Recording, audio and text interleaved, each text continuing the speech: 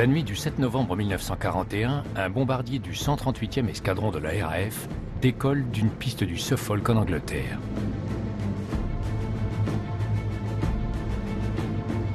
À bord, 2 agents du SOE, la direction des opérations spéciales. Ils doivent être parachutés près de la ville d'Ommen, aux Pays-Bas, pays occupé par les Allemands. Lors de leur première entrevue, on leur a dit que cette mission était très périlleuse, qu'ils avaient 50% de chance seulement de revenir vivants. Peu après minuit, le pilote repère la zone d'atterrissage. Les 2 agents sautent.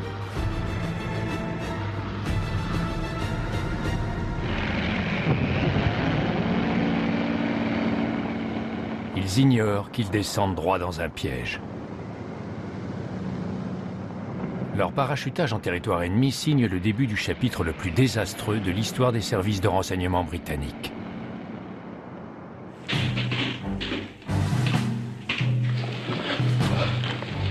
Les Allemands appelleront cet épisode « Jeu d'Angleterre ». Voici l'histoire de ce jeu mortel où des dizaines et des dizaines d'agents ont été envoyés par les Britanniques aux Pays-Bas à la demande de leurs ennemis. Le jeu d'Angleterre coûtera la vie à 54 agents et 83 aviateurs.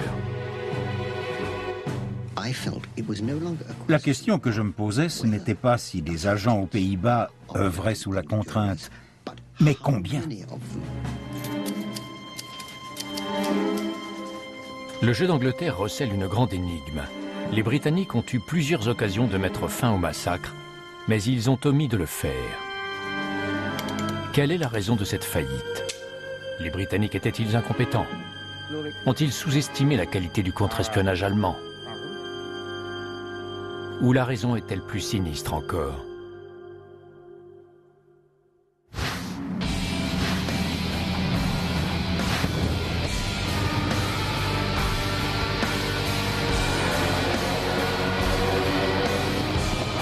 Le fiasco du jeu d'Angleterre commence en mai 1940 lorsque les Allemands envahissent les Pays-Bas. Des milliers de Néerlandais fuient leur pays, parmi lesquels cet homme, Hubertus Lauwers. Mais Lauwers jure de revenir pour combattre l'envahisseur. Lauwers était un jeune mécanicien dans une usine de caoutchouc. Ce Néerlandais était un vrai patriote. Il a réussi à prendre un bateau de Manille jusqu'au Canada, où il a rejoint l'armée néerlandaise en exil. Mais il trouvait cette vie un peu ennuyeuse.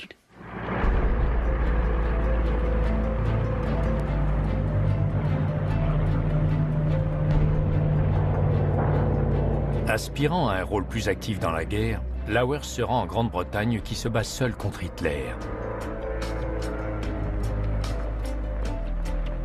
Il s'engage dans l'armée britannique où il attire rapidement l'attention d'une nouvelle organisation.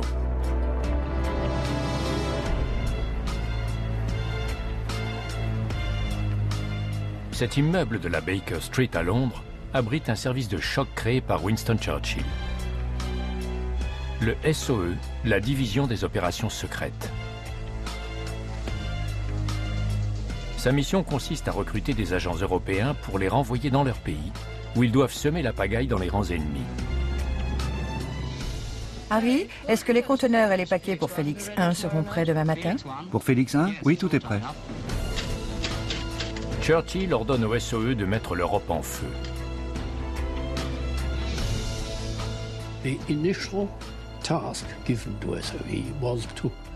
La tâche initiale du SOE était de nuire à l'ennemi qui occupait l'Europe et d'autres pays dans le monde.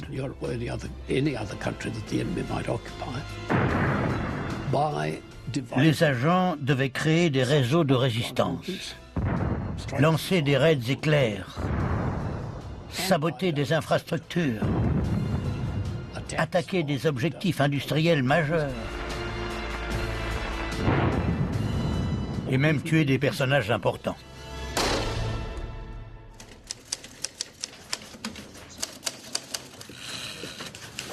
Les opérations du SOE aux Pays-Bas sont du ressort de la section N, dirigée par 8 officiers. Hugh Lauwers est sélectionné comme opérateur radio. Le jeune homme suit une formation poussée. Son code opérationnel est constitué de 3 lettres, R, L, S.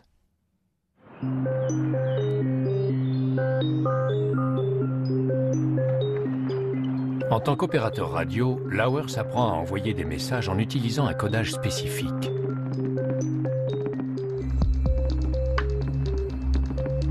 En novembre 1941, il est prêt à retourner aux Pays-Bas.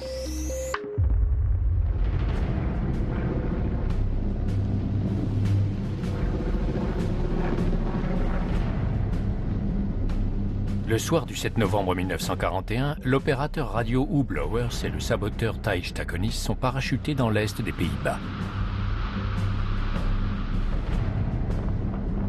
Ils ont pour mission d'organiser et de galvaniser les groupes de résistance néerlandais. Ils ignorent que le réseau est déjà infiltré par des espions allemands. Et l'homme qui chapeaute ces espions allemands va se révéler un redoutable adversaire.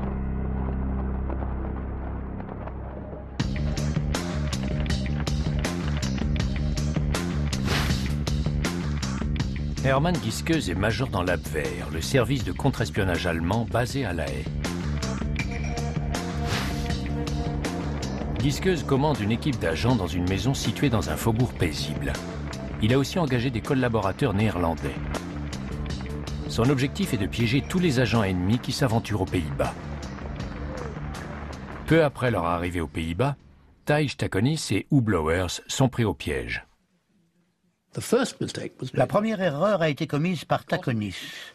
Lauwers lui a transmis un message pour qu'il cherche un terrain favorable au largage du matériel. Il en a trouvé un non loin d'Arnhem, où il vivait.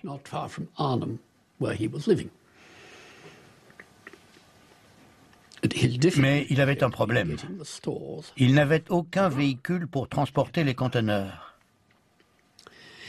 Il a donc demandé à un copain rencontré dans un bar, un capitaine de l'armée néerlandaise, s'il ne connaissait pas quelqu'un qui avait une compagnie de transport. Et le capitaine lui a présenté quelqu'un dans le bar.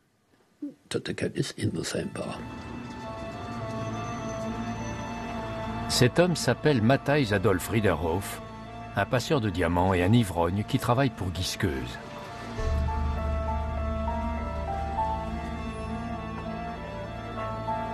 Sans en informer le SOE, Taconis parle à Riederhof du largage de matériel britannique à Arnhem et de son opérateur radio Huub Lauwers. Riederhof accepte volontiers de prêter un camion à Taconis. Quand ils se revoient, Riederhof livre à Taconis des informations qui semblent extrêmement précieuses. Il raconte à Taconis que le croiseur allemand Prinz Eugen est hacké à Schiedam pour subir des réparations. C'était juste après l'opération Cerbère, durant laquelle les cuirassiers Scharnhorst et Gneisenau et le croiseur Prinz Eugen ont franchi la Manche. Et les Allemands font dire à Taconis que le Prinz Eugen, qui avait subi de gros dégâts, était hacké à Schiedam, tout près de Rotterdam, pour être réparé. Il savait que Taconis allait transmettre cette information à Londres.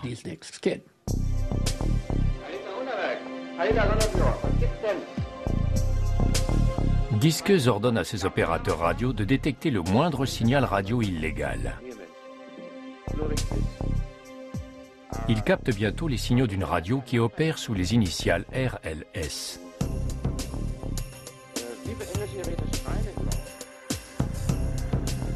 Les agents utilisent la recherche directionnelle pour traquer les signaux.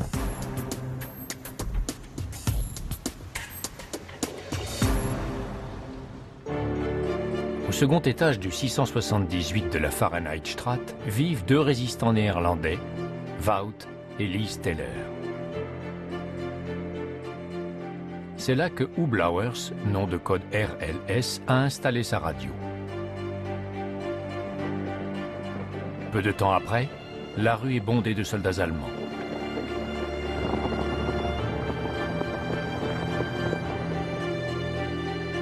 Lauwers parlera pour la première fois de cette journée en 1984, mais seulement à visage caché. Le 6 mars 1942, j'étais sur le point de transmettre un message lorsque Walt Teller est venu me prévenir qu'une voiture de la police allemande stationnait au coin. Je ne m'attendais à rien de spécial, mais par sécurité, je suis parti avec Walt et j'ai dit à Madame Teller ce qu'elle devait faire si on l'interrogeait. Après la guerre, Madame Teller deviendra Madame Lowers. Ils m'ont dit de jeter la radio. Une fois qu'ils étaient partis, j'ai vu par la fenêtre plusieurs voitures de police dans la rue. J'ai pris la radio, je suis allé sur le balcon arrière et je l'ai jeté en bas. Hermann Gieskes se tourne vers Joseph Haider, lieutenant des SS.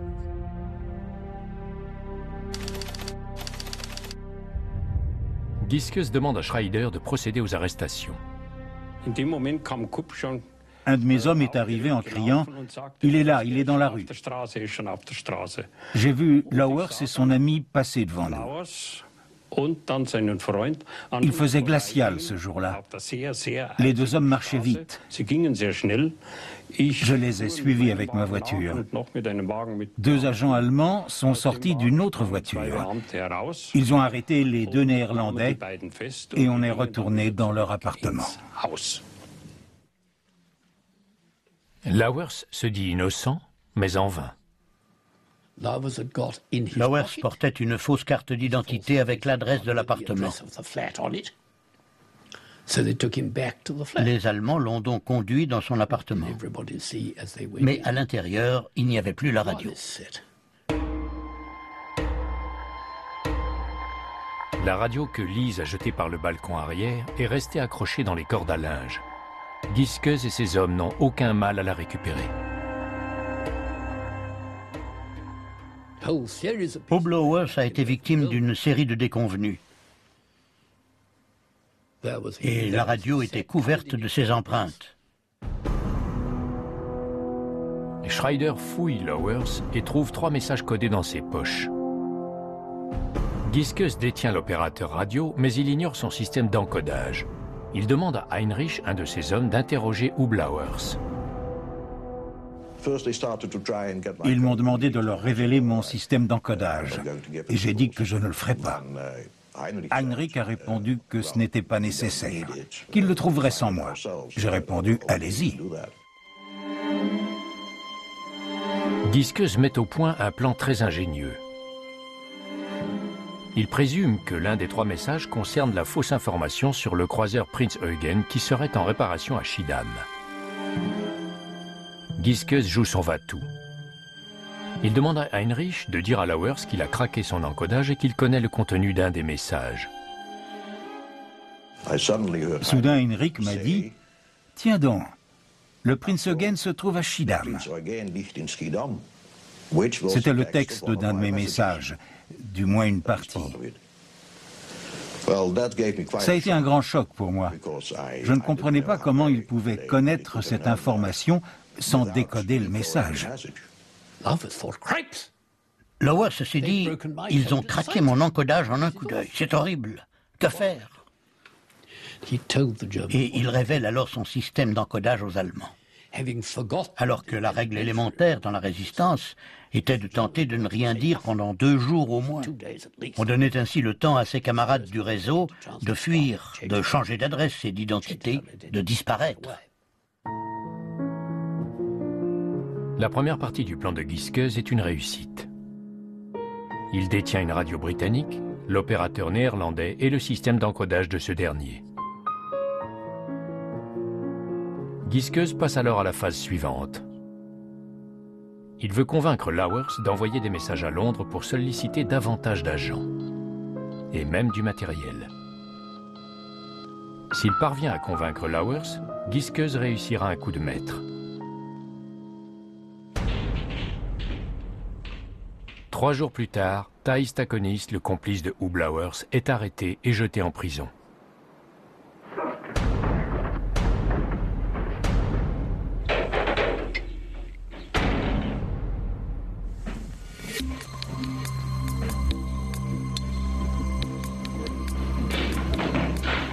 Le dimanche 15 mars, Lauwers est extrait de sa cellule. Il a déjà omis de se signaler 3 fois au SOE. Ses responsables à Londres se demandent ce qui lui est arrivé. Giskeus le conduit en personne au quartier général du centre de communication où l'émetteur-récepteur britannique de Lauwers a été envoyé.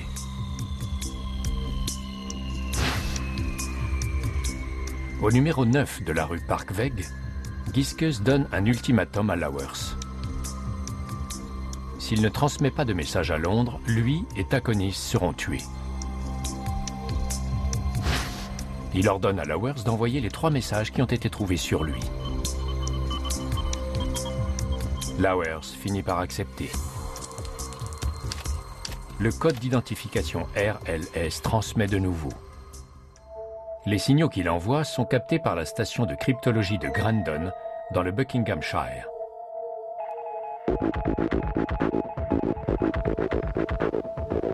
Le soir même, une estafette livre le message à Bletchley Park, qui est tout proche. C'est à Bletchley que les messages sont décodés. Hello, section. Les messages sont ensuite transmis au QG du SOE et à la section N. Tous les agents du SOE ont un code de sécurité supplémentaire caché au sein du message. Seuls l'agent et le SOE connaissent ce code de sécurité. Pour Lauwers, le code de sécurité est basé sur le chiffre 16. Il doit faire une faute volontaire dans la 16e lettre de ses messages ou un multiple de 16. Dans ce message, par exemple, Lauwers doit se tromper dans la graphie de la 32e lettre, le premier A de réparation.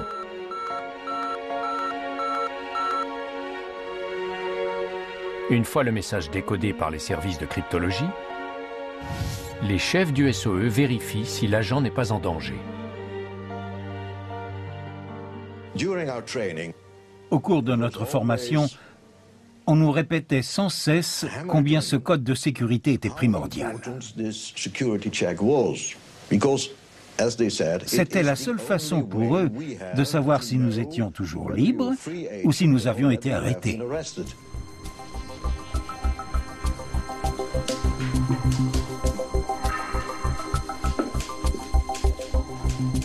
Ce jour-là, Lauwers envoie son message avec son code de sécurité. Convaincu que tout se passe bien, Londres envoie à Lauwers un message pour annoncer la venue d'un agent dont le nom de code est Abor. Les Allemands ordonnent à Lauwers de répondre que Abor sera accueilli comme il se doit. Lauwers décide de jouer au plus fin avec les Allemands.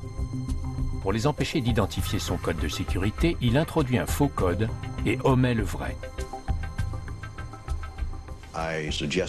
J'ai proposé de coder les messages à la place des Allemands. Au lieu d'écrire stop, j'ai écrit step. Alors il m'a dit, qu'est-ce que tu fais là? J'ai expliqué que je devais toujours écrire le mot stop en introduisant une erreur.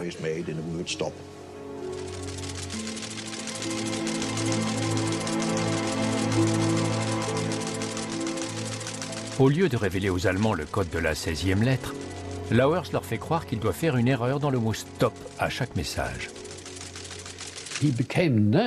Les décodeurs anglais l'ont surnommé Stip Stop Stop, car ces mots apparaissent toujours dans ses messages.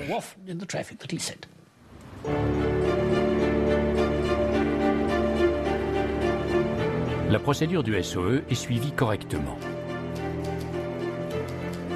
L'absence du code de sécurité est détectée et les messages de Lauwers sont transmis au QG du SOE avec le tampon « Code de sécurité omis ».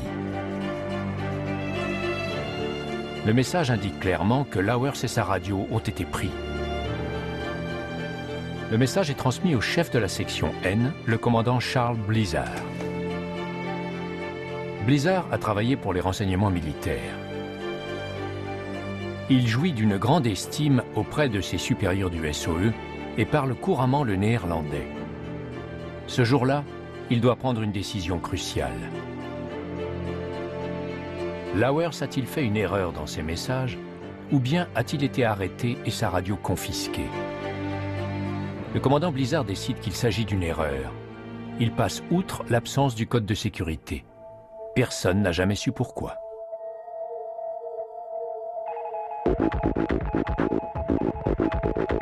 Blizzard compose un message pour Lauwers qui confirme l'arrivée du nouvel agent au nom de code à bord. J'ai été profondément choqué en lisant ce message. Je n'y comprenais plus rien. J'étais convaincu qu'ils avaient remarqué l'absence de mon code de sécurité.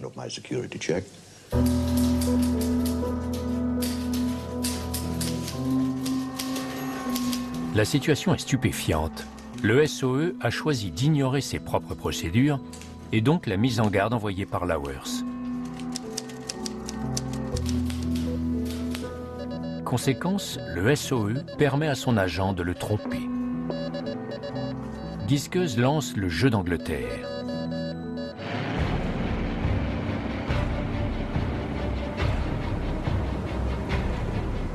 À bord arrive lors de la pleine lune qui suit. Les Allemands l'attendent sur place.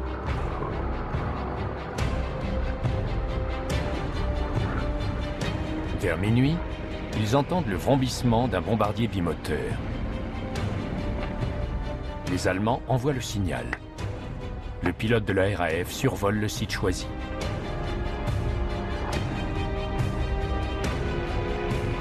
À bord descend en parachute droit dans les mains des Allemands.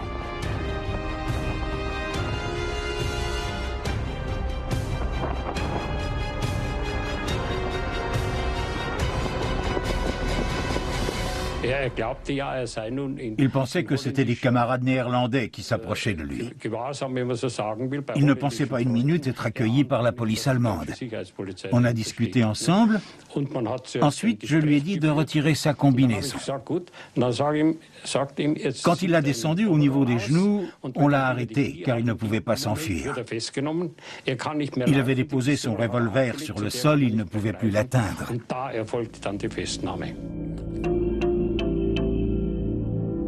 À bord est la première victime du jeu d'Angleterre mené par Giskeuz. Giskeuz ordonne à Lauwers de prévenir Londres qu'à bord est arrivé sain et sauf.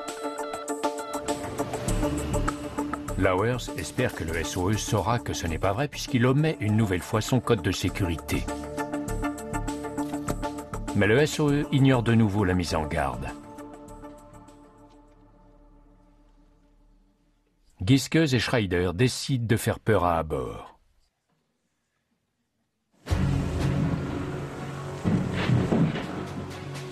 Au cours d'un interrogatoire, il révèle à bord qu'il a été trahi par des agents à Londres.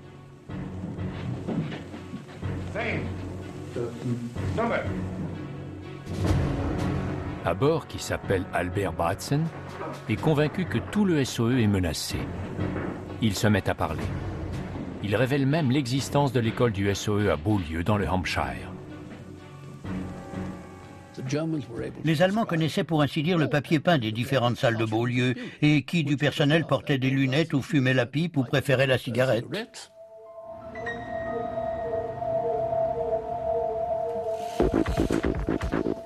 Le 27 avril, le jeu d'Angleterre entre dans une nouvelle phase après l'envoi par le SOE d'un message étrange. Va chez le vendeur de cigares à Harlem et prend contact avec Flèche de la part de l'Arc.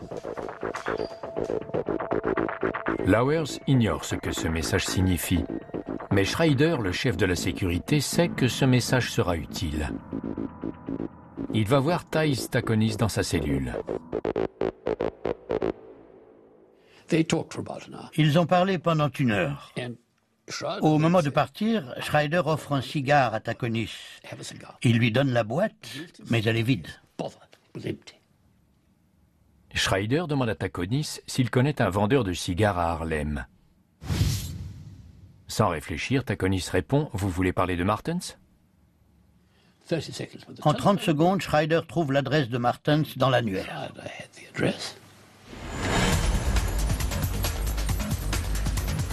Giskeuz et Schreider montent un nouveau piège. Ils envoient un collaborateur qui doit se faire passer pour un membre de la résistance.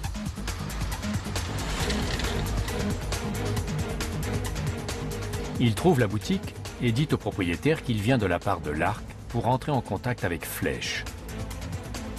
Le vendeur de tabac répond que Flèche n'est pas là, mais qu'un autre agent attend en haut.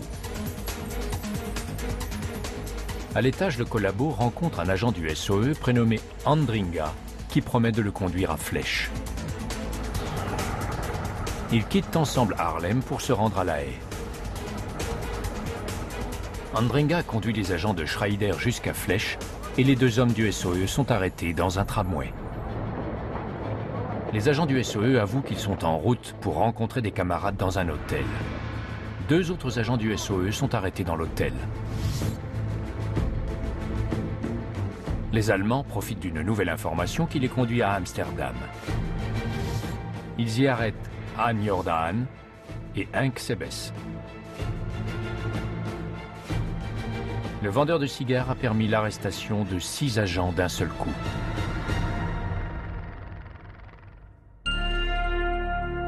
Comme Hublauers, Anne Jordan est un opérateur radio. Herman Giskeuz est conscient qu'en utilisant la radio de Jordan, il prendra le dessus sur les Britanniques. Mais Jordan refuse de révéler son système d'encodage et son code de sécurité. Giskeuz décide de tenter un coup de bluff. Un de ses opérateurs envoie un message à Londres pour signaler l'essai d'un nouvel opérateur radio. Le message est envoyé sans être codifié et sans code de sécurité. À Londres, la section N du commandant Blizzard commet une bévue ahurissante.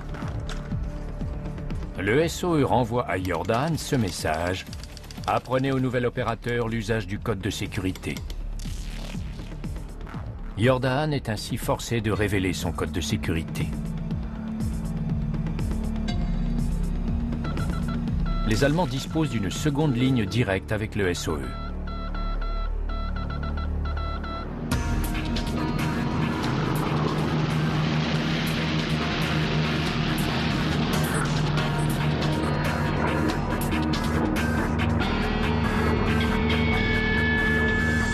Lors de la pleine lune suivante, Blizzard envoie 2 nouveaux agents en annonçant leur arrivée sur la nouvelle radio aux mains des Allemands.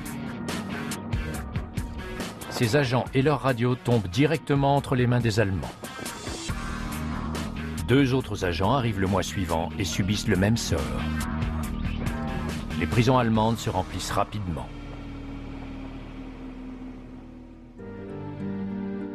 Depuis l'arrestation de Lauwers et le début du jeu d'Angleterre, Giskeuz a capturé 13 agents du SOE. 5 sont des opérateurs radio dont les émetteurs-récepteurs offrent aux Allemands 5 lignes directes avec le SOE.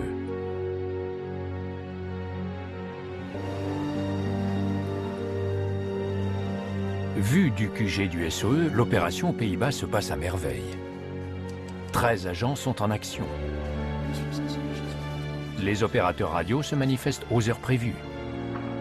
Et les Britanniques envoient tout le matériel, les armes et les munitions demandées par les Allemands. Personne en Angleterre ne soupçonne que les envois atterrissent directement entre les mains de l'ennemi. Un jour, un nouvel homme arrive au SOE et commence à poser des questions sur la section N. La section N était aux anges en voyant les nouvelles envoyées par les agents néerlandais. Mais un homme s'est rendu compte que quelque chose clochait. C'était Leo Marx, le nouveau chef du service de cryptologie du SOE, nommé en automne 1942. Leo Marx ne s'est pas exprimé avant 1984 sur cette affaire. Je retourne dans les bureaux pour lire les messages du soir et je suis intrigué par ceux qui proviennent des Pays-Bas et qui n'ont pas de code de sécurité. Et le cas se répète régulièrement. J'ai donc mené mon enquête et on m'a donné des réponses rassurantes. Oui, nous sommes au courant, ne vous inquiétez pas. Au départ, Leo Marx se satisfait de ces réponses. L'armée britannique est prête pour l'assaut. Jour et nuit, des troupes de choc s'entraînent pour le jour J. La Grande-Bretagne est la tête de pont vers l'Europe occidentale. C'est de cette façon que nos hommes débarqueront sur une des côtes du continent. Au cours de l'été 1942, les Alliés s'entraînent déjà pour le débarquement en France. Le SOE se voit confier un rôle déterminant.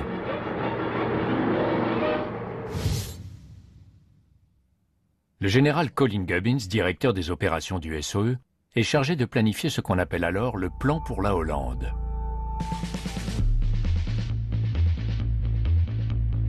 Alors que le débarquement est prévu pour juin 1944, ce plan doit permettre aux troupes débarquées de traverser rapidement la Hollande pour atteindre l'Allemagne.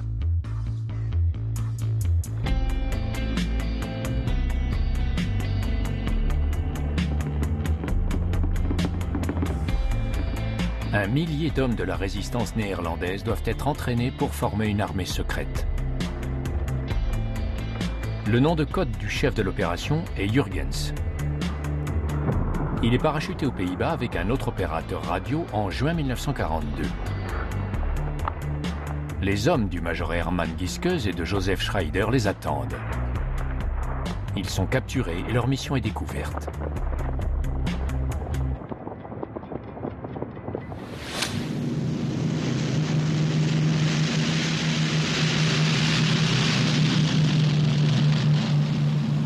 Le mois suivant, le SOE envoie un nouveau saboteur. Lui aussi est capturé par les Allemands avec sa radio. Cet agent qui s'appelle Van Hemert confronte Gieskes à un gros problème. La bataille de l'Atlantique fait rage. Les convois d'approvisionnement pour la Grande-Bretagne sont sous la menace permanente des sous-marins allemands. Van Hemert apporte des ordres pour attaquer une station radio qui communique avec les sous-marins dispersés dans l'Atlantique. Le SOE espère obtenir des résultats visibles. Gieskes doit rapidement imaginer un plan. Il transmet à la presse néerlandaise une fausse information selon laquelle l'attaque a bien eu lieu mais qu'elle a échoué. Le SOE pense que ses agents n'ont pas eu de chance et continue d'envoyer du matériel et des armes.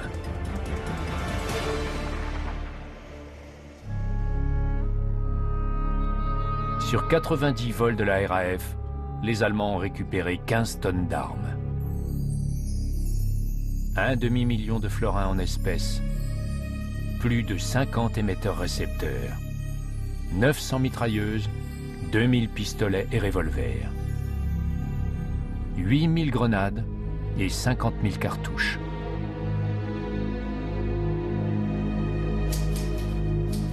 Un tas d'indices devrait pourtant susciter la méfiance du SOE. Des dizaines d'avions ne retournent pas à leur base. À Londres, personne ne s'alarme malgré le nombre d'appareils descendus. Les Allemands recommandent toujours les mêmes sites de largage au SOE, comme ces champs au nord d'Arnhem. Après la guerre, cette rue a été rebaptisée Engelander Camp, le camp des Anglais.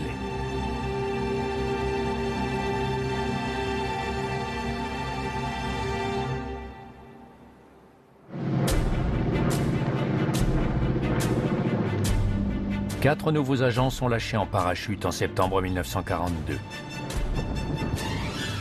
10 en octobre. 4 autres encore en novembre. Tous ces hommes sont censés participer au plan pour la Hollande. Mais tous ces agents sont faits prisonniers.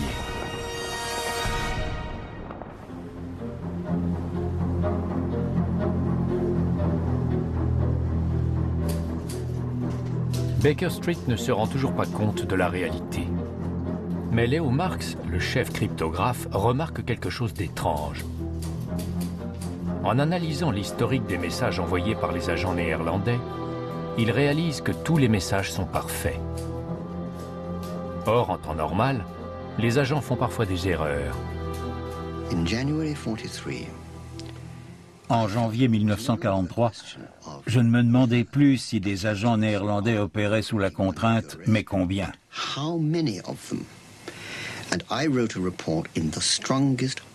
J'ai écrit un rapport en des termes non équivoques pour dire combien d'agents travaillaient sous la contrainte, que j'en étais convaincu sur la base de l'encodage utilisé et aussi sur la façon dont les codes de sécurité étaient introduits dans les messages. J'ai ajouté que quelque chose de grave s'était passé et que personne ne l'avait jamais expliqué.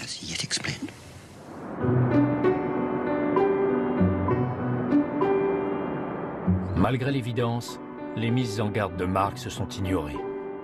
8 autres agents sont parachutés vers un funeste destin au cours des mois qui suivent. Au QG du SOE, rien ne bouge, mais la section change de responsable.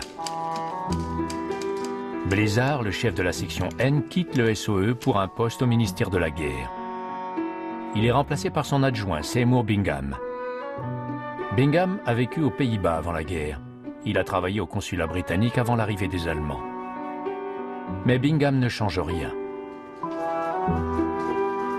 Pourtant, Leo Marks est convaincu que les choses tournent très mal aux Pays-Bas et qu'il faut agir très vite. Il conçoit un piège pour ceux qui interceptent les messages. Il envoie un message aux agents suspects aux Pays-Bas en prétendant être un opérateur radio allemand. Il s'est rendu à Grendon, à la station d'émission des messages. Il est resté à côté de la radio pendant qu'une femme envoyait le message. Puis, alors qu'elle venait de terminer l'envoi, il lui a dit d'envoyer 2 fois la lettre H. Elle a tapé 2 fois 4 points et elle a reçu 2 H en retour. Ce HH signifiait Heil Hitler. C'était la façon dont les opérateurs allemands terminaient leur message.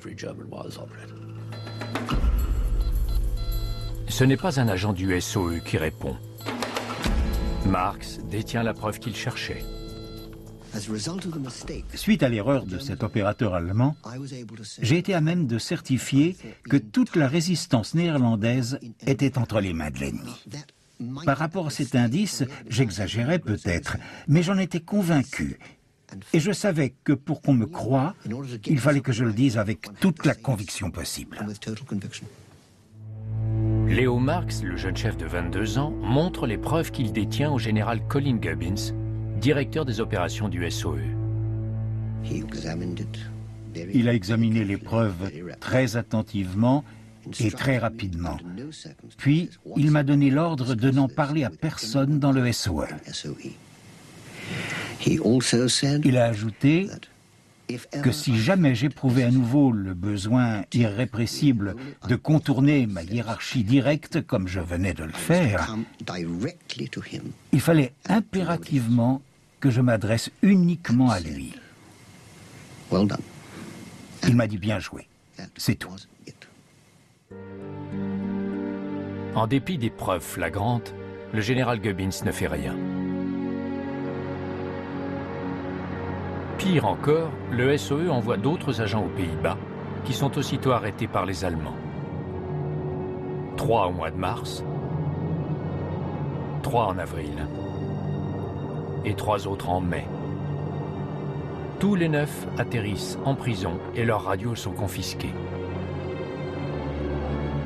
Bien que la situation le trouble profondément, Leo Marks reste loyal envers Gubbins.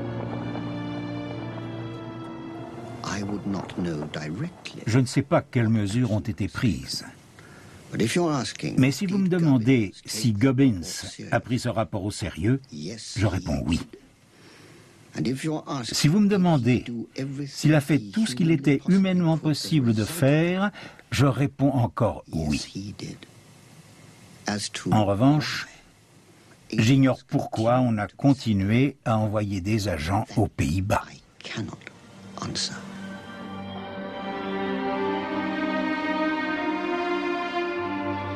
Depuis l'erreur fatale commise par le SOE concernant le code de sécurité Double Hours, Herman Giskeuz a capturé 58 agents néerlandais.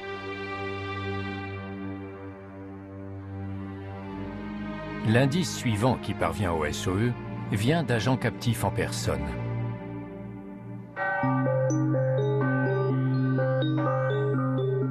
Ils sont détenus dans une prison spéciale. Il s'agit du séminaire catholique d'Aaren, dans le sud des Pays-Bas. les premières preuves du désastre sortent de cette prison. Les détenus néerlandais communiquent entre eux en tapotant des messages en morse sur la tuyauterie. Un de ces messages parvient miraculeusement à la résistance néerlandaise qui la communique au MI6, les services secrets de l'armée britannique. Le message annonce l'arrestation de 8 agents du SOE. Au début, Seymour Bingham, commandant de la section N, ne croit pas à ce message, mais il accepte de mener une enquête interne. Il ne trouve rien d'étrange. Il demande toutefois le retour de 2 anciens agents des Pays-Bas. Ils n'arriveront jamais. Mais ça n'inquiète pas davantage le responsable de la section N. Soudain, un incident se produit que personne ne pourra ignorer. 2 agents du SOE parviennent à s'évader de la prison d'Aaren.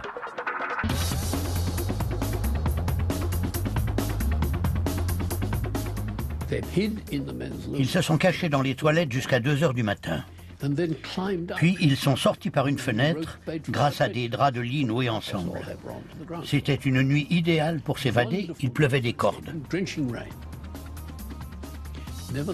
Alors qu'ils étaient encore dans le périmètre de la prison, ils ont entendu des bruits de bottes d'un groupe de sentinelles. Ils se sont couchés à plat ventre et n'ont plus bougé d'un poil. Les sentinelles sont passés et ils sont partis.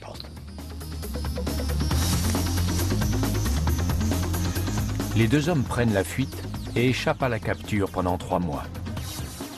Ils franchissent la Belgique et la France occupées et parviennent en Suisse, pays neutre. Ils se rendent à la légation des Pays-Bas à Berne.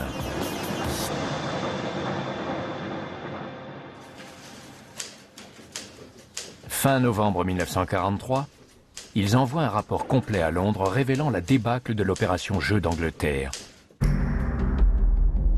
Mais Herman Gieskes parvient une fois de plus à tromper le SOE. Il envoie un message codé à Londres pour mettre le SOE en garde contre 2 agents néerlandais qui sont en fait des agents allemands. Lorsque les 2 hommes arrivent en Grande-Bretagne, ils sont jetés en prison et soumis à un interrogatoire.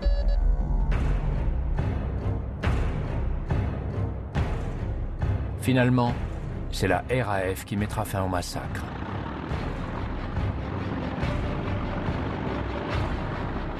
Le 138e escadron s'attendait à subir des pertes au cours des opérations secrètes, mais il a perdu 5 fois plus d'appareils et d'hommes pour les missions aux Pays-Bas. Jusqu'à l'hiver 1943, 12 avions et 83 aviateurs ne sont pas revenus de mission. Les pilotes ont signalé la présence de chasseurs allemands alors que l'aviation allemande n'était pas supposée être dans les parages. Les navigateurs rapportaient que les zones de largage étaient éclairées à la perfection. Finalement, en décembre 1943, le commandant de l'escadron suspend les vols du SOE en direction des Pays-Bas.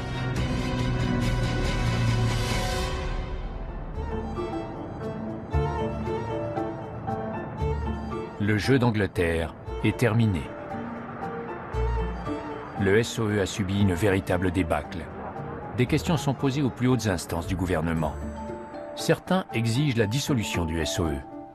Le MI5 et le MI6 souhaitent reprendre la direction à leur compte. Lord Selborne, le ministre responsable du SOE, rappelle au gouvernement que le SOE est une création personnelle de Churchill.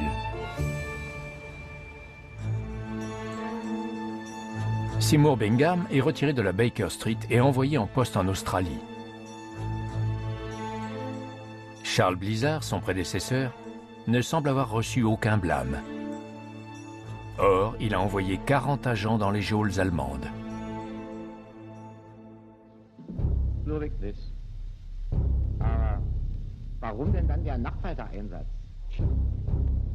Aux Pays-Bas, Herman Gieskes se rend compte que le jeu est terminé. Ce génie du contre-espionnage compose un message d'adieu et le fait envoyer le 1er avril 1944 simultanément par 10 radios confisquées aux agents néerlandais.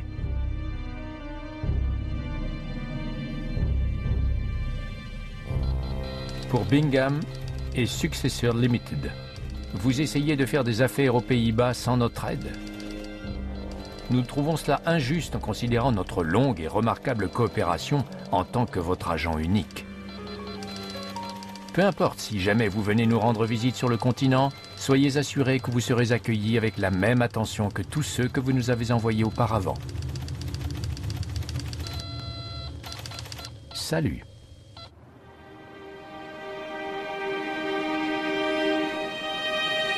Le jeu d'Angleterre étant terminé, les Allemands se vengent contre les agents. Ils les transfèrent au camp de concentration de Mauthausen en Autriche.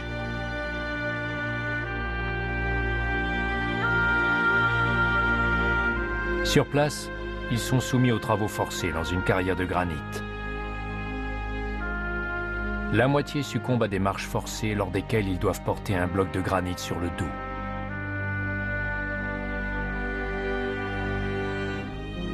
Les autres sont fusillés. 2 agents seulement survivent. La seule femme agent, Beatrix Terwind, et Hugh Blowers, le premier agent de l'opération.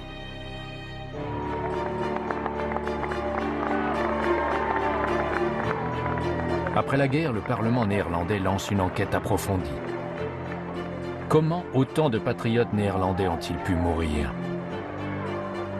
Les autorités interrogent des centaines de témoins durant 2 ans. Conclusion, la section N du SOE était dirigée par des hommes d'une incompétence crasse. Mais le rapport ne révèle pas les noms de ces incompétents. Je suppose que certaines personnes risquaient d'être profondément embarrassées si on révélait le rôle qu'elles avaient joué dans différentes activités du SOE.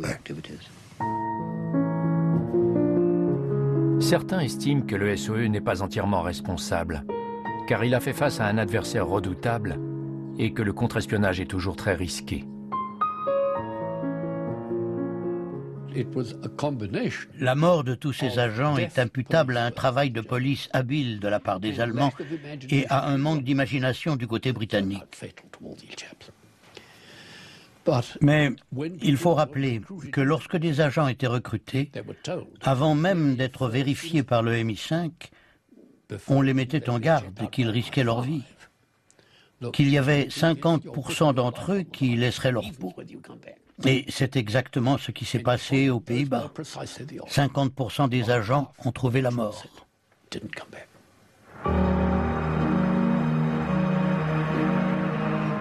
Est-ce aussi simple que ça? Il n'est pas facile d'enquêter sur le SOE. D'autant que toutes les archives du service radio et tous les rapports de Léo Marx ont disparu après la guerre. Et tous les messages radio ont été détruits au cours d'un incendie. Mais en 2004, des documents de l'époque sont découverts. Ils sont issus de l'enquête néerlandaise menée en 1949. Ces documents contiennent un indice. Une note envoyée par Sir Evelyn Shuckburgh du ministère des Affaires étrangères à l'ambassadeur britannique à La Haye parle d'infiltration du SOE et mentionne l'utilisation d'agents triples. Qui étaient donc ces agents triples? Le nom le plus cité est celui d'Hugh Blowers. En 1995, Léo Marx se rend aux Pays-Bas pour le rencontrer. Marx est convaincu que Blowers n'a rien fait de mal. Hugh Blowers est mort le 13 juin 2004. Si ce n'était Blowers, qui était donc la taupe? Des journalistes néerlandais soupçonnent cet homme, Seymour Bingham, chef de la section N. Est-ce lui qui a délibérément envoyé à une mort certaine 54 agents et 93 aviateurs? Bingham est né aux Pays-Bas. Selon une rumeur, un de ses proches travaillait pour Hermann Giskes et Joseph Schreider durant la guerre. Le fait que ces rumeurs persistent aujourd'hui est sans doute la raison pour laquelle un très grand nombre de documents officiels britanniques concernant le jeu d'Angleterre sont classés secrets jusqu'en 2031.